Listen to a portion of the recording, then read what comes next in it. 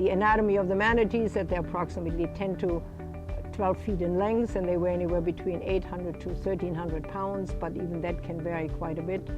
And our manatees here are definitely much heavier than the ones in the wild.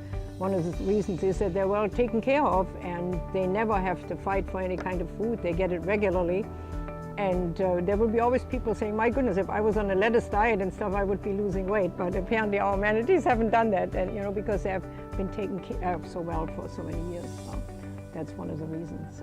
Their weight is approximately, when they're adults, anywhere between 800 and 1,300 pounds. And we have actually put them on a diet so they don't get quite as much lettuce anymore. They used to get 2 crates with every feeding, which is 4 times a day. But now we give them only 1 crate, with the exception of, I think, the very last one, right? They get one extra crate. But we have introduced coastal hay, which is very nutritious and high in fiber, and that's the same kind of grass that our horses and cows eat. So that has been stimulating their intestine. There's an interesting fact about manatees, that their intestine is up to 140 feet long. People always think that most of the bulk of their body is made up of blubber and fat, but it really is not the truth. Most of it is intestine. Manatees need to breathe, and as adults, they come up every 3 to 5 minutes. However, they can rest on the bottom of a lake or a river close to 20 minutes. And they have a very heavy rib cage, and that helps them to sort of settle down.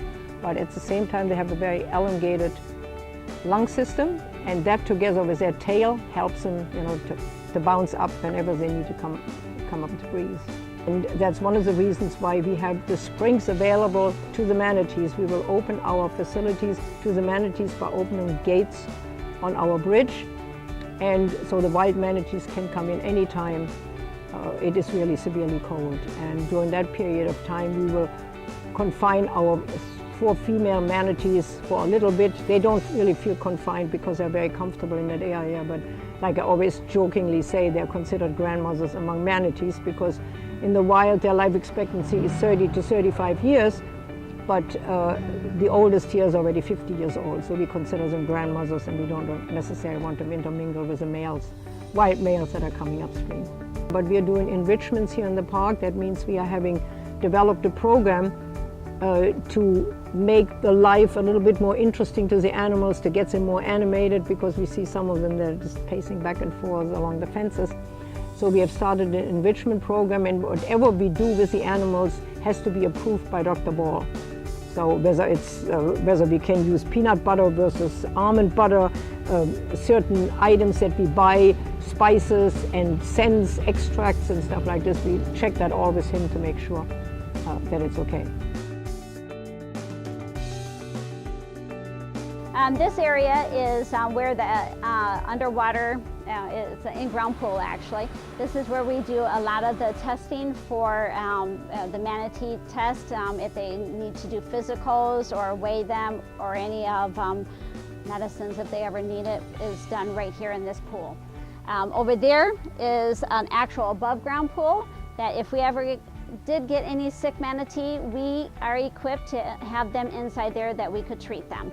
The floor does raise, so we can actually stand and actually be with the manatees if needed. We are capable of taking them in until, like, let's say red tide will go away in their area, and then we will take them and we will drive them to their area and release them in the place that they were found.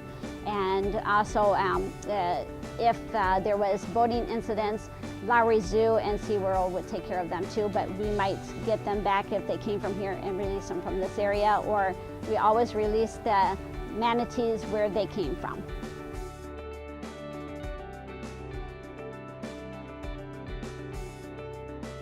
I think they counted 6,200 manatees in all of Florida.